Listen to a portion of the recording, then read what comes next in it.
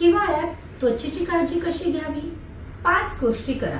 हिवाळ्यात त्वचेतील essential oil कमी होतात, त्यामुळे त्वचा कोरडी पडते, फुटते, रक्त येणं आणि नंतर ती काळवंडते.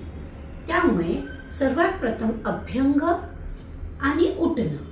तर आठवड्यातनं कमीत कमी एकदा अभ्यंग तेलाने त्वचाला मालिश करावी आणि नंतर उठणं लावून चोळावं. याच्यामुळे त्वचेला एसेन्शियल ऑइल्स मिळतात आणि ती मऊ आणि स्निग्ध राहते.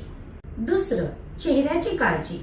यासाठी कोणत्याही उष्ण गुणांच्या औषधांनी युक्त फेस पॅक दुधातून चेहऱ्याला लावावा. याने चेहऱ्याची त्वचा टवटवीत राहते. तिसरं, ओठांची काळजी. ओठांसाठी रात्री झोपताना ओठांना साजूक तूप लावायचं. ज्यांना तुपाचा वास किंवा चव आवडत नाही त्यांना बाजारात तुपापासून